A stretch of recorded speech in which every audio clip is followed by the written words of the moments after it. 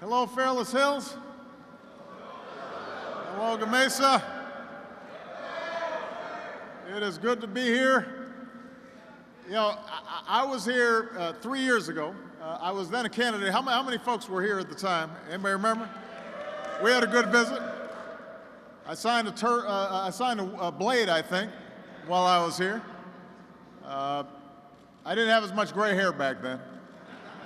You guys still look great. I'm a little worn down.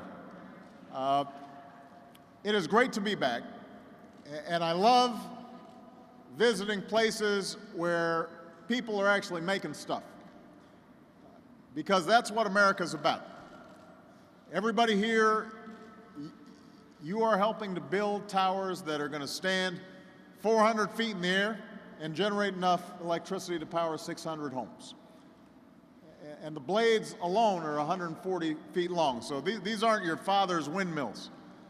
These are wind turbines. You guys are not messing around. This is the future of American energy. So I wanted to come back, partly because over the last 2 years since I've been president, just as I promised when I was here as a candidate, I have been promoting and boosting clean energy. I think it's absolutely critical for our future.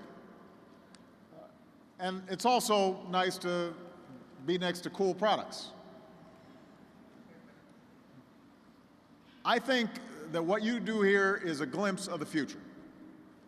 And it's a future where America is less dependent on foreign oil, more reliant on clean energy produced by workers like you. And I know that this whole issue of energy is on the minds of a lot of people right now, partly because you're paying more at the pump. Anybody notice that? You notice that a little bit. The fact is, for a lot of folks, money was already tight before gas prices started climbing, especially for some families where the husband or the wife have been out of work, or you've had to get by with fewer customers or hours on the job. Having high gas prices is just one more added burden. But I want everybody to remember, every time gases go up, we see the same pattern. Washington gets all worked up, just like clockwork. Republicans and Democrats both start making a lot of speeches. Usually the Democrats blame the Republicans blame the Democrats. Everybody's going in front of the cameras, and they've got some new three-point plan to promise $2 a gallon gas. And then nothing happens. And then gas prices go down, and then suddenly it's not in the news anymore, and everybody forgets about it until the next time gas prices go back up again. That's what was happening when I was running 3 years ago. You remember Drill Baby Drill? That was because the economy was overheated, gas prices were skyrocketing, and everybody made a lot of speeches, but not much happened. And I said then that we can't afford to continue this kind of being in shock when gas prices go up and then suddenly being in a trance when things go back down again. We've got to have a sustained energy policy that is consistent, that recognizes that there's no magic formula to driving gas prices down. It's a steady improvement in terms of how we use energy and where we get energy from. That's what's going to make a difference. That's how we're going to secure our energy future. So last week, I laid out a vision of how we could do this. It's a plan that says we're not going to play the usual Washington politics that have prevented progress on energy for decades. Instead, what we're going to do is we're going to take every good idea out there, whether you're Republican or Democrat, whatever the idea, from environmentalists, from oil men like T. Boone Pickens. I want to have a comprehensive energy strategy that can help us move forward. And that means we've got to pursue every breakthrough, every renewable resource, every technology, every approach to change the way we produce and use energy. And through this plan, what we want to do is promote all kinds of homegrown energy. That's what's going to help us secure our energy future. That's what's going to help us win the future.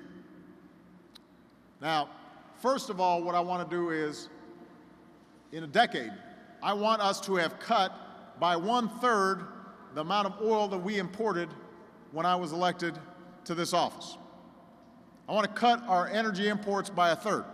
Now, I understand why that's so important, because when you see what happens in the Middle East, and suddenly the world oil markets get spooked, even if the supply is there, your gas prices are going to go up. The less we import, the more control we have over what happens at the pump. Second, through sources like wind energy, produced in part by your turbines, I want us to double the amount of electricity that we draw from clean sources. I want us to double it. And that means by 2035, 80% of our electricity will come from renewables like wind and solar, as well as efficient natural gas, clean coal, nuclear power. We can do that. And by the way, that would make a huge difference here at Gamesa. This is an approach that says we're not going to pick one energy source over another. What we do is we set a target, an achievable goal, and then we give industry the flexibility to achieve it. We say to the utilities, you've got to get this much energy from renewable sources, and then wind is competing with solar, is competing with natural gas, and there's a healthy competition out there, and everybody starts getting better at what they do because you're producing more and you know you've got a reliable customer for it. So we're cutting oil imports by 1/3. We're going to get 80% of our electricity from clean sources. And if we follow through on this, if we actually tackle this challenge, here's what will happen. Our economy will be less vulnerable to wild swings in oil prices. Our nation will no longer be beholden to the countries that we now rely on for oil imports. We won't be sending billions of dollars a day to the Middle East. We can potentially keep some of that invested right here at home.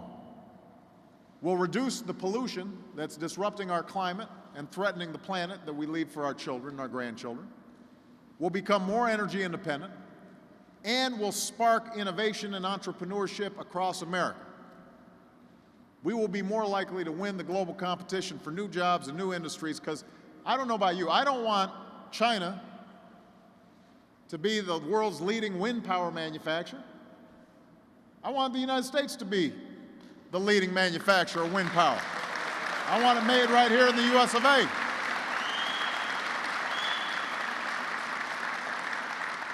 Same thing goes with solar, same thing goes, whatever energy source, I want us to be the best. That's how we'll win the future. But we're going to have to out-innovate the world. And this plant is a good example. For decades, this was part of steel country. Thousands went to work in the old buildings that lined these streets, forging the metal that built our trains and our ships and our cars and our skyscrapers. But you know the story, the economy changed. Those jobs vanished. A lot of empty factories started lining these same streets. But this company brought jobs back to these floors. Buildings that were dark, they're now humming again. We got more than 250 people on the job at these plants and 800 workers across the state. And Gamesa has partnered with Bucks County Community College to create a Green Jobs Academy that serves as a pipeline for new workers as the company expands. And there are other companies pursuing clean energy along these streets as well. This has made a difference in this community. It's made a difference for folks like Jim Bauer. Is Jim around? Where's Jim? There's Jim right there. Hey, Jim. See, I heard about Jim because he lost his job when the mills closed, but then he'd be pretty soon working again in the shadow of where he spent 25 years in the steel industry. Now he's here. And there was a quote that we got from Jim. He said, I was forced into retirement. After I was forced into retirement, nobody would hire me for any kind of decent money. Then I saw an ad looking for steel workers to join Gamesa, and now I'm happy to contribute to something that's important. Uh, and that,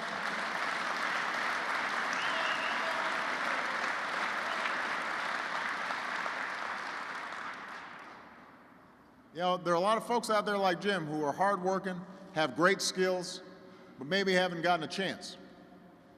And there's no reason why they can't be working in a place that's doing some important things. The times are still tough. A lot of people out there are still looking for work.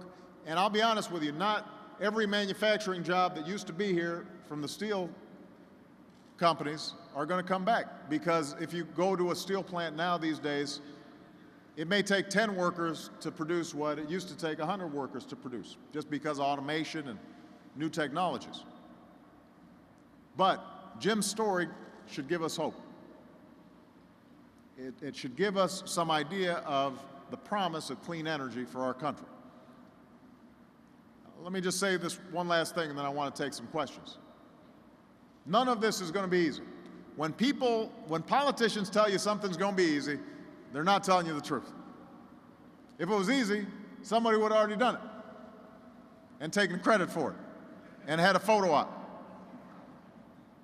Reducing our dependence on oil, doubling the clean energy we use, helping to grow our economy by securing our energy future, that's going to be a big challenge. And it's going to require effort, it's going to require ingenuity, it's going to require us coming together, it's going to require us getting past some of the petty politics that we play sometimes. But we can meet that challenge. We're not going to always agree with each other on everything. We live in a big country, we've got a robust democracy, and that's fine. But we should agree on some basic things. We should be able to agree on developing clean energy and reducing our dependence on foreign oil. We should be able to agree that we need to invest in things like our roads and our bridges and our infrastructure, because we used to have the best infrastructure in the world, and we don't right now. Other countries have gone past us, and if we were investing in our infrastructure, we'd be putting more people to work. You know, I don't expect everybody to always agree with me, but coming here today, I was reminded of what I said right here 3 years ago, back when it wasn't sure that I was going to win the election. I mean, you guys couldn't pronounce my name. But here's what I said. I said, I am not a perfect man, and I will not be a perfect president, but I can promise you this. I will always tell you where I stand. I will be honest with you about the challenges we face and how we can solve these problems. And I will take what I hear from you, your voices, your struggles, your hopes, your dreams. That's what I'm going to be thinking about every single day when I'm in the White House. And I have kept that promise. I have kept that promise. I'm thinking about you guys every single day when I'm in the White House. And I'm going to keep pushing, and I'm going to keep fighting for you. With all that's going on in the world, with all the challenges we're facing, that's what I think about every single day when I wake up. What matters to you? I want to make sure everybody who wants a job can find one, everybody can pay their bills, everybody can raise their kids and give them a better life. And that's what all of us should be thinking about. Some of you may have heard the latest argument in Washington, the fight over last year's budget. Keep in mind, we're not arguing about this year's budget, we're arguing about last year's budget. It makes it tough to win the future when you haven't passed the budget from last year. So I asked Congress to send me a budget that makes some serious spending cuts, but still invests in things like clean energy, still invests in research, still invests in infrastructure, still invests in education. Investments that are critical for us to be able to compete with any country in the world. That's what I asked for. I asked for it several months ago. Now, after weeks of negotiations, we've now agreed to cut as much spending as the Republicans in Congress originally asked for. I've got some Democrats mad at me, but I said, you know what? Let's get past last year's budget. Let's focus on the future. So we've agreed to a compromise, but somehow we still don't have a deal, because some folks are trying to inject politics in what should be a simple debate about how to pay our bills. I mean, there's stuff in all kinds of issues in there, abortion and the environment and health care. And, you know, there are times to have those discussions, but that time's not now. Right now, we need to just make sure that we pay our bills and that the government stays open. And if we don't reach common ground by Saturday, the federal government shuts down. And some of you may not be that sympathetic. You may say, well, you know, let it shut down. What do I care? But here's the thing.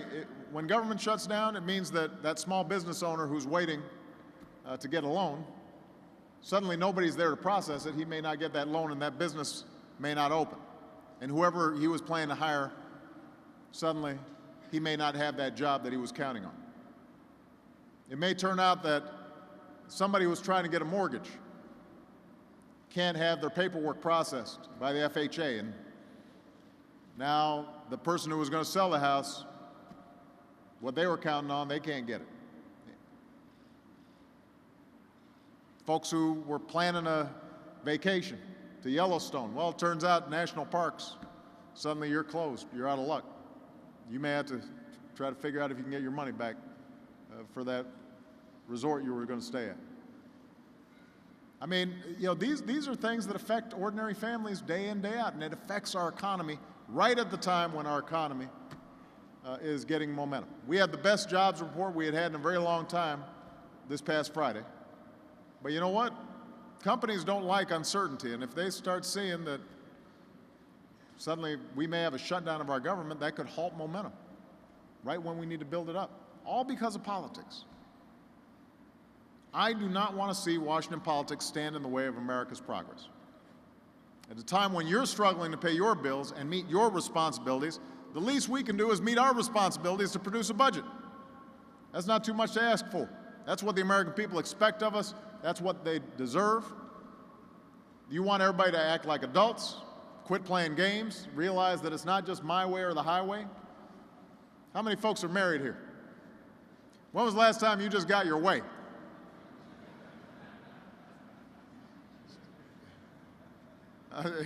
That's not how it works, right?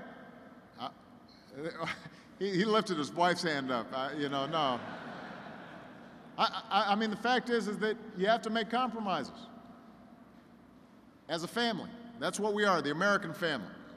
So Democrats and Republicans need to get together, work through their differences, keep the government running so we can focus on keeping this economy growing, focus on things like clean energy, driving down gas prices. That's our job. That's what people want to see, results. You deserve no less than that. So this is a challenging time for America, and we've been through the worst recession since before I was born.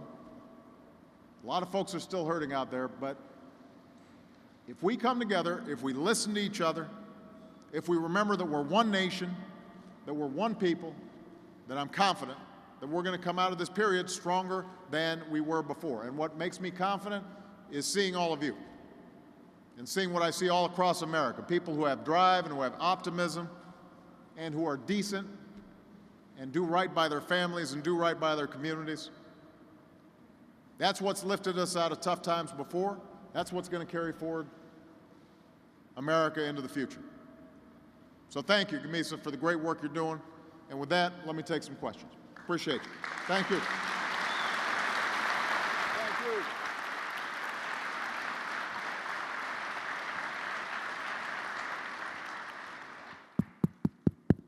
All right, we've got these wonderful volunteers who have their mics, and they're going to come up so that I can hear your question. This young man right here, who had their hand up right here? This gentleman.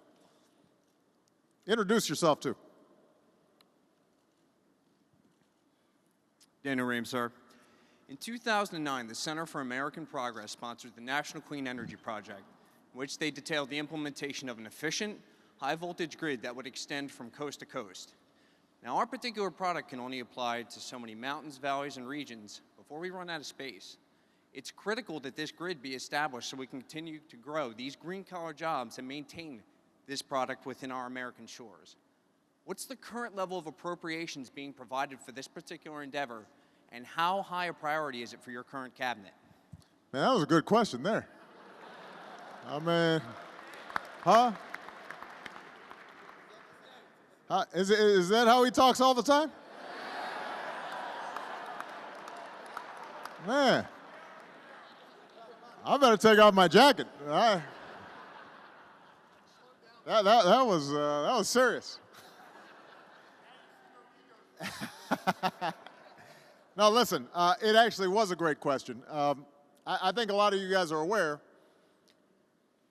there's some places, say the Dakotas, where it's flat and you just got a lot of wind. But you may not have a lot of customers. And so the question for wind power and solar power and a lot of these renewable energy industries is, if we're producing the energy one place, how do we get it to another place? And that's why this whole concept of a smart grid is really important. And a smart grid is just a fancy name for a better electricity grid than what we've got right now. Because the way it works right now, we've got this patchwork of all these different electricity grids and connectors, and there's all this leakage, and a bunch of it was created, decades ago, so it's not particularly efficient. And so the idea of a smart grid is, if you can hook up a national electricity grid that is state-of-the-art, and it has switches and computer monitors that are able to help regulate the flow of electricity to the places that need it when they need it, then you can save huge amounts of electricity, which means that your bills are lower. It means that we have to produce less energy per household or per business, which means we're sending less pollution into the air, whatever form of energy we're using. It means that renewable energies like solar and wind now have an advantage because you can get them from where they're being created to where they need to go. And because it's more efficient, there's less waste, so you can actually store wind energy even when it's not windy, or solar energy even when it's not sunny. So this is a huge and important project. It turns out that the challenge is not so much a money issue. When you said appropriations, the question was, is Congress going to put a lot of money into building this thing? It turns out actually that you could probably get a lot of private sector dollars to invest in a smart grid. The big challenge is actually all these different zoning laws, because people don't want transmission lines, et cetera, in their vicinity, and each state and each local government has its own control about siting issues.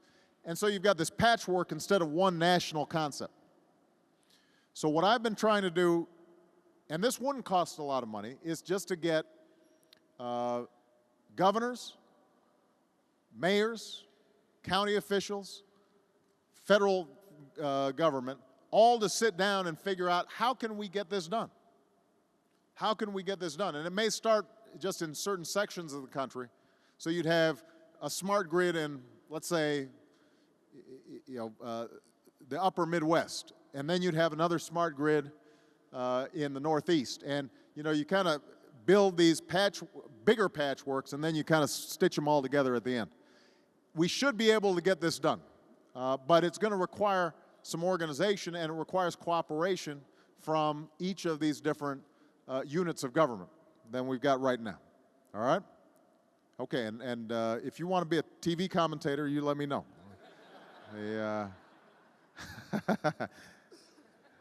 All right, who's next? Who's next? Gentleman right here. How you doing, Mr. President? I'm good. My name is Jazz. You were talking about the rise of gas prices. Is there any way that talks about lowering the prices? I mean, I know back in the 70s when we had this conflict, they were going from our license plates from odd to even as the days we could get gas. I know we're not at that stage right now, but they did lower the prices after that. Is there a chance of the price being lowered again? Well, let me go over what I said a little bit earlier. most of the reason the gas price spiked 3 years ago was demand for oil increased. Then what happened was we had the terrible recession. A lot of businesses closed, a lot of folks were out of work, folks were driving fewer miles, so demand for oil goes down, prices went down. And by the way, oil prices are worldwide prices. So you don't just have like a US market for oil, you've got a world market for oil. Anything that happens anywhere in the world will lower the price. So now the economy's picking up, which is a good thing. More folks are finding jobs, businesses are starting to hire again, and that's happening all around the world. So now you're starting to see demand go back up, and the prices are going back up. You add on top of that what's happening in the Middle East, and it makes folks nervous, and so these folks start saying, you know what, I'm going to bid a higher price on oil, on a barrel of oil now, because I'm thinking it's going to go up a little further in case something happens on the world oil markets, and that pushes prices up just a little bit more. Now, there are a couple of things that we can do, but I'm just going to be honest with you, there's not much we can do next week or 2 weeks from now. What we can do is, for example, increase oil production here in the United States. So we are out there, here's a little secret for you. We actually have seen higher oil production here in the United States than any time in our history. We are producing a lot of oil, it's just demand keeps on going up faster than production. But we can still do more. Now, we just had the Gulf crisis last summer when everything was messed up. And so what I had to do was I had to say, you know what, before we start drilling again out there, then I want you guys to show me proof that you can actually do this safely, and when something goes wrong, you can cap that thing so we're not going through 6 months of oil just spilling into the ocean and ruining coastal communities and, you know, hurting fishermen and so forth.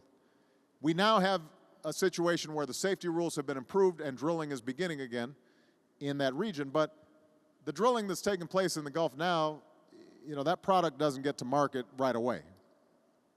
We're also saying, you know, let's look in places like off the Atlantic or in Alaska. If there are other places where we can do some offshore drilling, we'll do it. But here's the thing about oil. We have about 2 to maybe 3% of the world's proven oil reserves. We use 25% of the world's oil. So think about it. Even if we doubled the amount of oil that we produce, we'd still be short by a factor of 5. So we can't just drill our way out of the problem. And that's why the second thing we can do is increase efficiency on cars and trucks, which is where most of our oil is used. Now, I noticed some folks clapped, but I know some of these big guys, they're all still driving their big SUVs. You know, they got their big monster trucks and everything. You're one of them? Well, now, here's my point. You know, if you're complaining about the price of gas and you're only getting 8 miles a gallon, you know, well, you may have a big family, but it's probably not that big. So, how many you have? 10 kids, you said? 10 kids?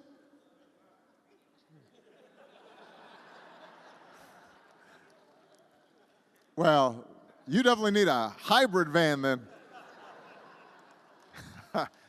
But here's the thing is that last year, for the first time in 30 years, we increased fuel efficiency standards on cars and trucks. And we didn't do it, by the way, with a law. We got auto workers, auto companies, environmentalists, everybody agreed to it. That's going to save us about 1.8 billion barrels of oil. But we can do more. The more efficient our auto fleets are, the more efficient our truck fleets are, the less people are using, that lowers gas prices as well. So that's the second thing we can do. The third thing we can do is we can start looking at electric cars and maybe natural gas cars so that we're not just using petroleum to power our vehicles. That would be, by the way, a huge boost for Gamesa. If you've got a much better distribution network for electric cars, you know, right now, some of these electrics, you know, you should be able to just plug it in into your garage. You basically just have a big socket. You plug it in at night, unplug it, you're driving it all day, you get home, you plug it back in, and if you've got one of these smart boxes in your garage, the unused electricity from your car actually goes back into your house.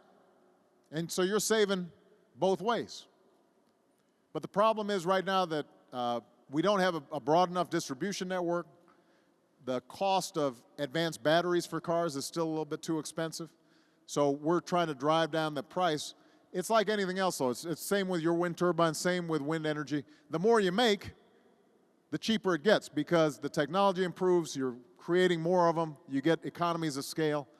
So, number one, increase oil production, but that's not a short-term solution, and it's not a long-term solution either. It'll help a little bit.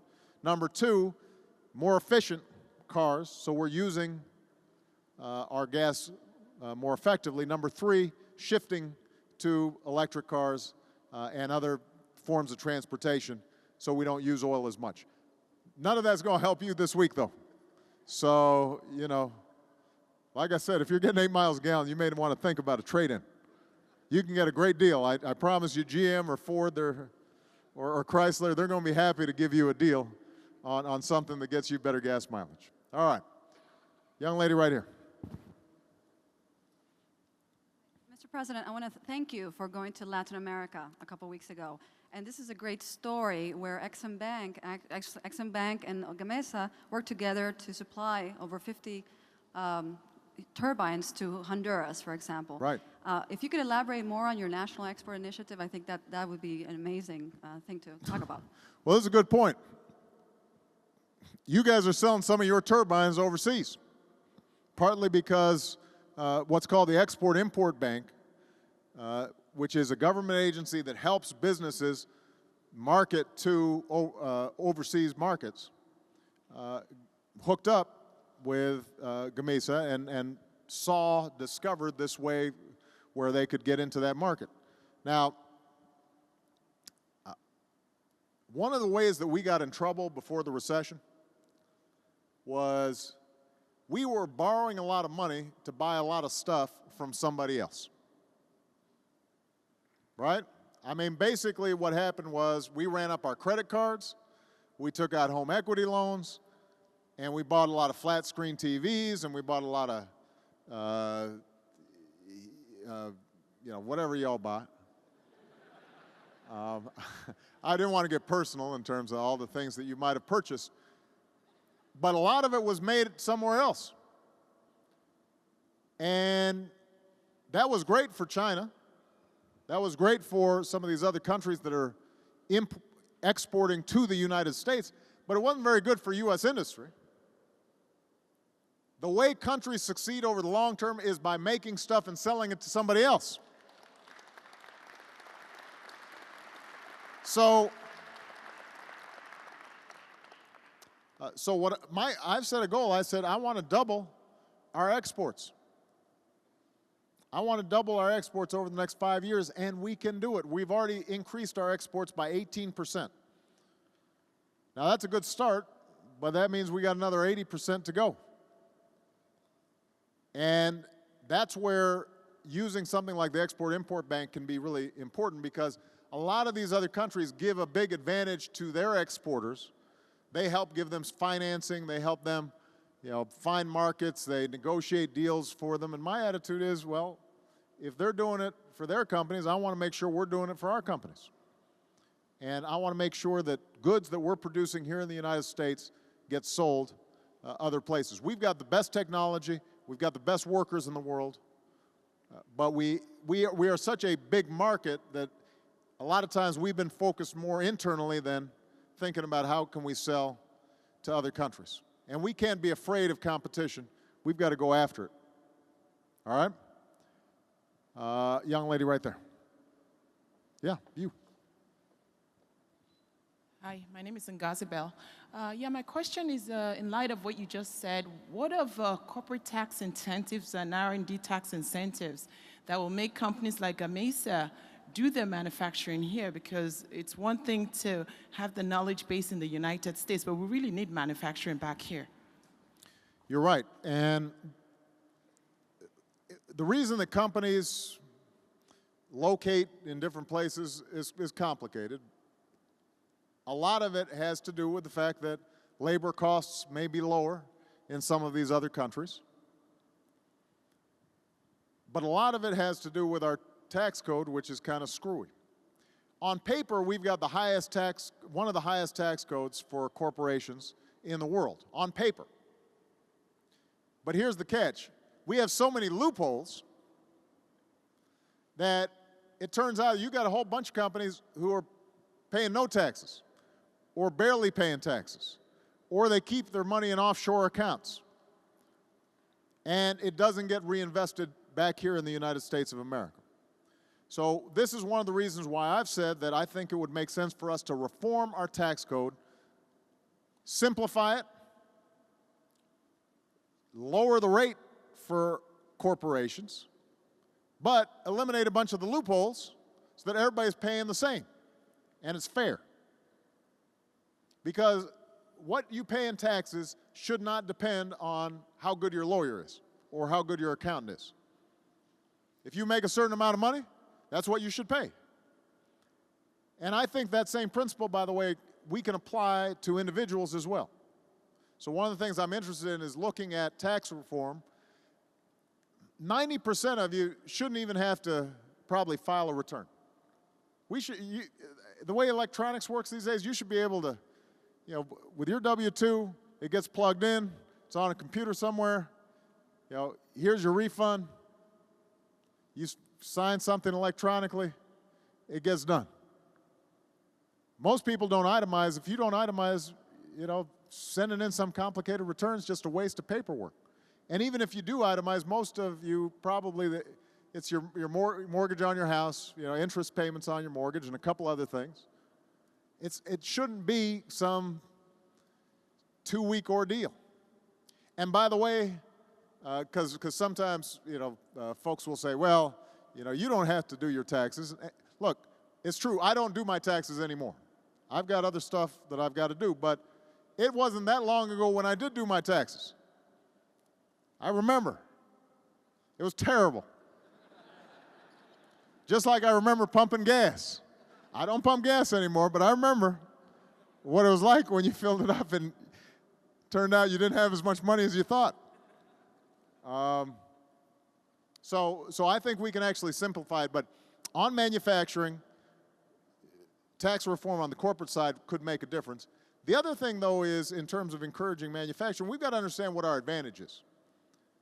See, we'll never compete in terms of low wages. There's always going to be some place that has lower wages than we do. We're a wealthy country. So if a company just wants to, make plastic toys, we're just not going to be able to keep up with that. But when it comes to high-end, high-skilled jobs, those are the kind of manufacturing jobs we have to go after. And that's where research, innovation is so important. That's where on something like clean energy, making sure that there's a market for that clean energy is so important. That's what's going to produce manufacturing jobs, making sure we've got a good smart grid. Those are the kinds of things that are going to make sure that we have the high-end, manufacturing here in our country. And I just want to introduce, there's a guy right here, this guy, I'm going to embarrass him. His name is Ron Bloom. Ron is actually the guy who helped us save the auto industry.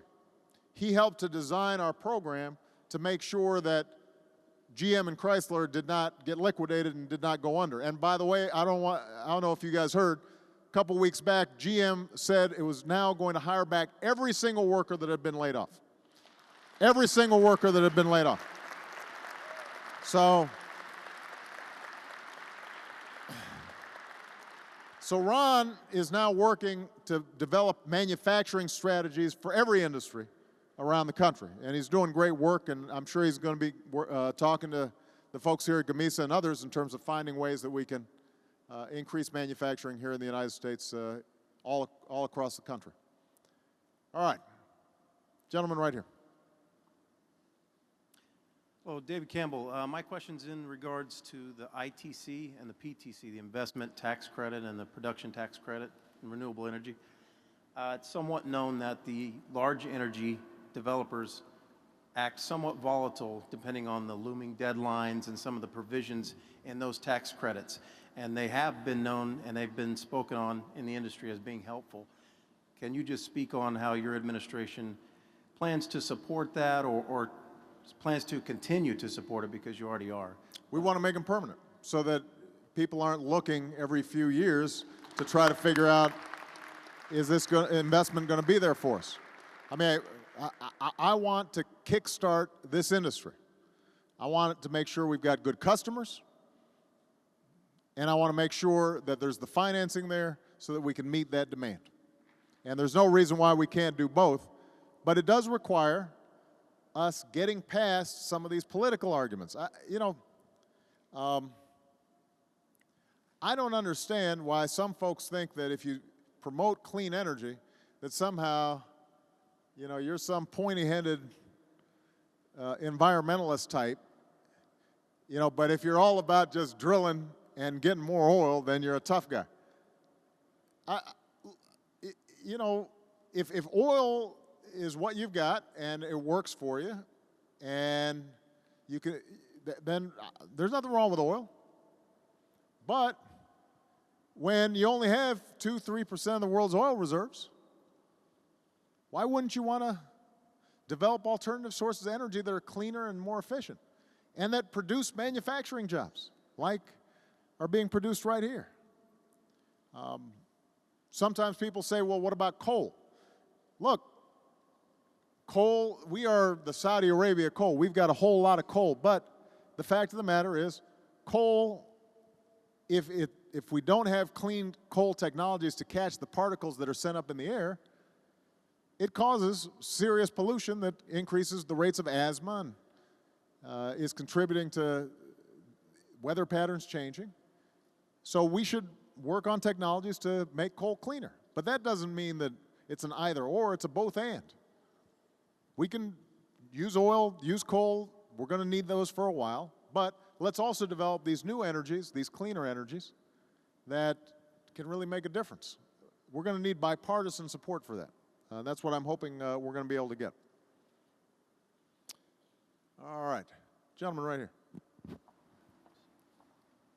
Hi, Mr. President. First off, thank you very much on behalf of everyone here for coming today. It really means a lot to us. My name's Alan Birchall. I'm a Canadian. I just moved here about a year ago. And my question for you today is in reference to the Canadian tar sands. Now, we've heard you speak today about the importance of manufacturing things domestically for the purpose of exporting. We've heard you speak about the importance of domestic energy security, as well the importance of outperforming China in terms of the ability for us to manufacture wind turbines. Now, I would like to know how you balance your commitment to the environment with domestic energy security, given that there has been recent domestic dissent from the idea of importing Canadian oil, and as well keeping in mind that it does require energy in order to manufacture these turbines. If you do not import the Canadian tar sands oil, you are opening the door to further investments by Suncor in Canada. As well, you're essentially offering up this very vast and politically stable oil energy resource to a country like China. I just want to know how you're balancing all these different pressures. Did you talk to this guy?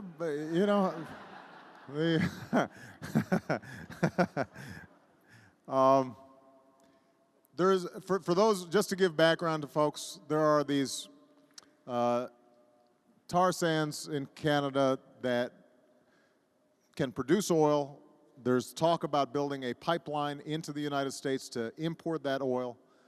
I can't comment on the specifics of this because the State Department is going through this complicated review process, and if it looks like I'm putting my fingers on the scale before the science is done, then people may question the merits of the decision later on. So I'm not going to get into the details of it. I will make this general point, which is that, first of all, importing oil from countries that are stable and friendly is a good thing. So, for example, some of you saw I went down to Brazil a couple of weeks back. And I know people think I was going there to see samba dancers or something, or they play soccer. I was going down there partly because Brazil is actually already doing a really good job with biofuels. They've got some of the best cellulosic ethanol. This is ethanol that's not made with corn, but it's made with like sugarcane stalks. So I think a third of their cars already on the road run on biofuels. So I wanted to make sure that we learn from them. This goes to the point about another way that we can lower gas prices. But they also just had these huge discoveries of oil off their shores underwater, pretty deep down.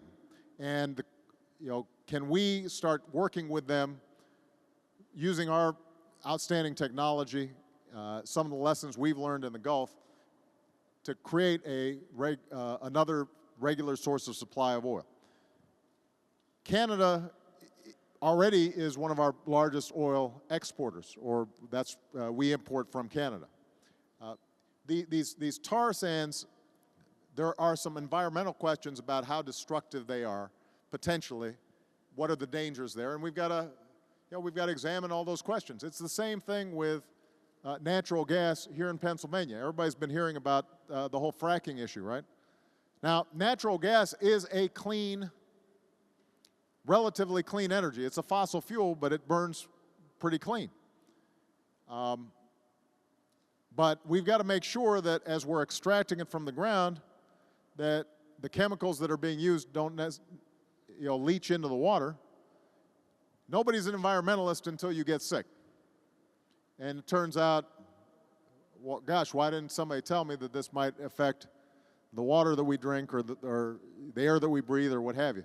So we've got to do some science there to make sure that the natural gas that we have in this country, we're extracting in a safe way. The same thing is true when it comes to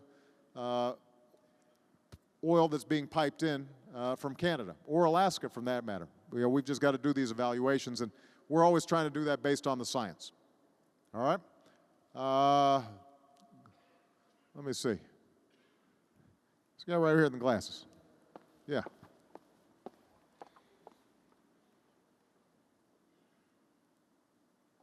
Hey, Mr. President, welcome back. Great to be back. My children, I have 7 of my children and 8 grandchildren. I was just wondering, what are we going to do about their education? Because we're falling into cutting this school, we're cutting 5 schools, 6 schools here and all. I mean, that's our future. If we're cutting their heads off, then where are we going to be in, 30 or 40 years? It's a great question. Can I just ask before I answer though? Is there some rule at Gamesa that you got to have a whole bunch of kids? I mean, you got 10 over here, got 7 over here. Golly.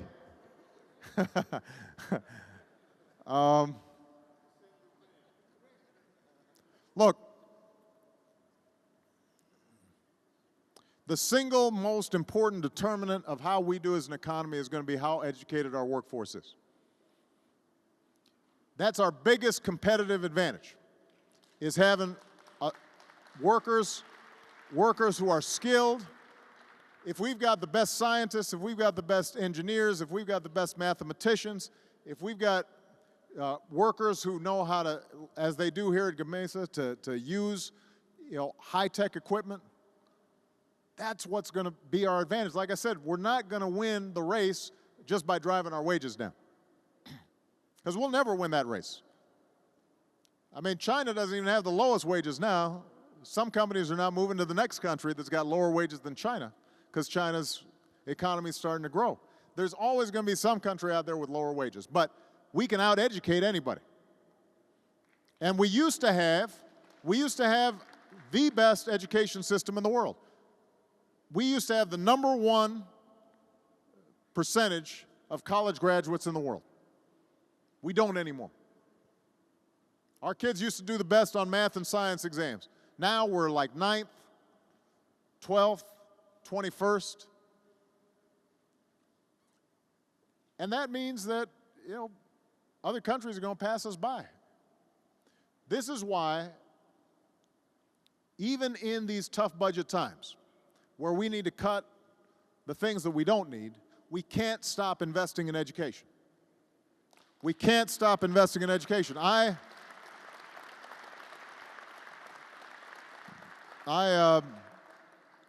put forward my budget proposal for next year, and almost every department I cut. One department I didn't cut, education. I did not cut education. I actually increased our investment in education. Now, money is not the only thing that makes a good school. So we've also got to reform our schools. Some schools are not structured to make sure kids learn. There are schools out there where they've got enough money, but for whatever reason, most of the time they're in poor neighborhoods. But part of it is also that the teachers, the principals, et cetera, they're not working together in as effective a way with the parents and the community to make sure that there are high expectations for the kids and everybody's performing. So what we've said is, yes, we're going to put more money in the schools, but we're also going to reform the schools. And part of the money that we've done is, we've carved out some of this money, and we've said, instead of it just going to every school district based on some formula, we want you to compete for it. Come up with a plan explaining how you're going to reform our education system, how you're going to make sure there are high standards for every kid, how you're going to get the best teachers, how you're going to train and retain those teachers, how you're going to make sure that the schools are accountable. And if you do those things, we're going to give you a little bit of extra money. And it gives an incentive for every state and every school district to start looking at what they're doing to see if they're using the best practices possible to educate our kids. So that's on the K through 12 level. We also have to focus on community colleges,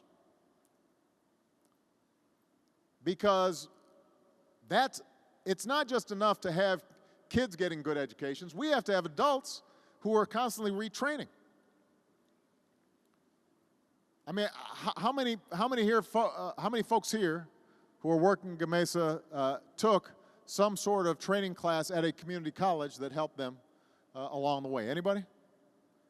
Look at that, right? So we've got a decent number of folks who maybe you've got a career change.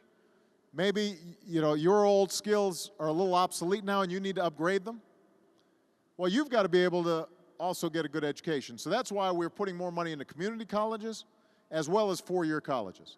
And what we've done is we've expanded the grant programs, the Pell Grant, the student loan programs, so that more people can afford to go to college without getting huge debt, especially if you're working.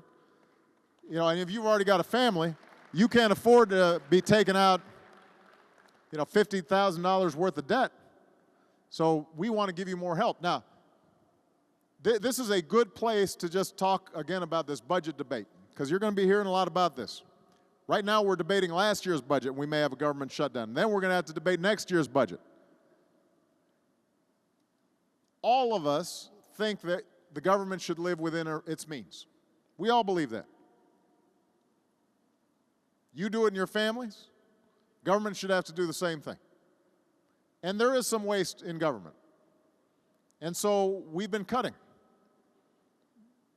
in a whole bunch of areas, and we're consolidating some agencies and earmarks that are not necessary. And we're looking at the Pentagon. How do we make our defense spending smarter and better? And so we're going to be doing a lot of consolidation and cuts, but one thing we can't do is stop investing in education, in research, in infrastructure, in things like a smart grid. Those are the things that are going to make us competitive over the long term.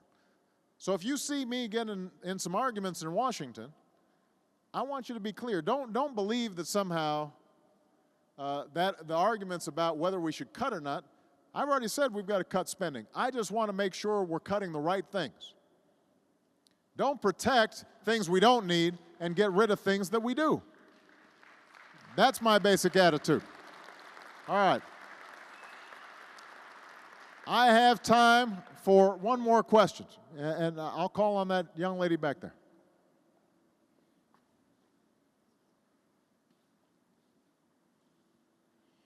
Mr. President, given that energy efficiency is the cleanest, safest, cheapest, and most labor-intensive energy resource, what more can the federal government do that is revenue neutral to support the growth of the energy efficiency industry?